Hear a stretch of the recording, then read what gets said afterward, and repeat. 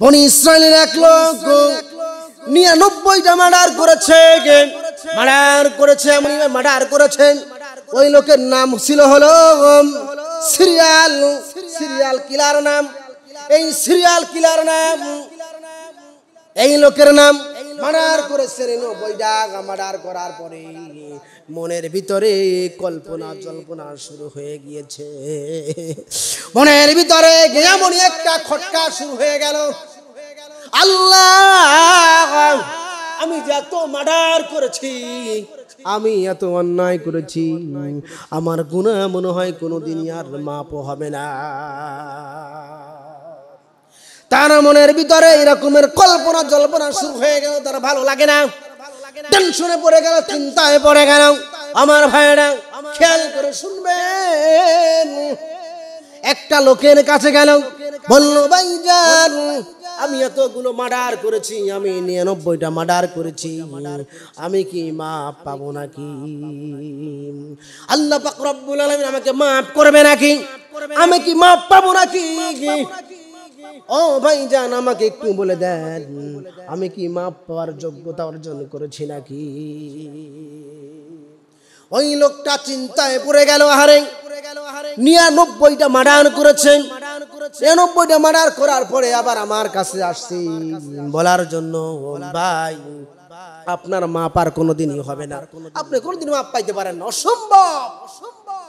আপনি এত গুনাহ করেছেন, আপনি 99টা মার্ডার করেছেন, আপনি কেমন করে মাপ পান? আপনার মাপ কোনোদিনই হবে না। ওই লোকটা চিন্তায় পড়ে গেল।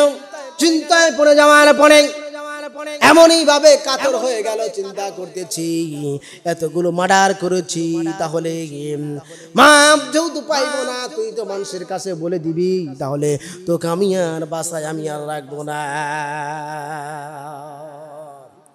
তোকার বাসা আমি রাখবো না, মাপ যেহেতু আমার নাই, আমি তোকে বাসাও রাখবো না। ওই লোকটাও তিনি মেরে ফেললেন, ওই লোকটিও মার্ডার করে ফেললেন। কত হয়ে গেল? 100টা হয়ে গেল। 100টা মার্ডার হয়ে গেল। 100টা মার্ডার করেছে। মার্ডার করার পরে তিনি চিন্তায় পড়ে গেল, এমন টেনশনে পড়ে গেল, আল্লাহ আমি কি করলাম, আমার কোনোদিন মনে হয় আর মাপ হবে না, আমি আর কোনোদিনই মাপ আর পাইব না, কোনোদিন আমি আর মাপ পাবো না। যা হোক চিন্তা ফিকির করে একটা আলেমের কাছে আসলো, ভালো আলেম, হক্কানি আলেমের কাছে আসলো। আসার পরে বলল, হুজুর আমি 100টা মার্ডার করে ফেলেছি, এত আমি পাপ করেছি, অন্যায় করেছি, আমাকে কি আল্লাহ পাক রব্বুল আলামিন মাফ করবে নাকি? ওই হুজুরের কাছে সমস্ত ঘটনা শোনালেন। শোনানোর পরে এবার হুজুর বলতেছেন, ভাইজান আপনার কোনো টেনশন নাই, ঈদ থেকে বড় বড় কেউ যদি জমিন থেকে শুরু করে আসমান পর্যন্ত গুনাহ করে ফেলি, ওই গুনাহটা আল্লাহ পাক রব্বুল আলামিন মাফ করে দিবেন, কিন্তু মাফ চাওয়ার মতো আপনাকে চাইতে হবে। সুবহানাল্লাহ, মাফ চাওয়ার মতো আপনাকে চাইতে হবে। আমার ভাইরা, হুজুর বলতেছে আল্লাহ পাক রব্বুল আলামিনের কাছে আপনি তওবা করেন, তওবা পাঠ করেন, আল্লাহ পাক রব্বুল আলামিন আপনাকে হয়তো মাফ করে দিবে। আপনার তওবার দরজা খোলা রয়েছে, তওবার দরজা খোলা আছে, আপনি আল্লাহর কাছে মাফ চান।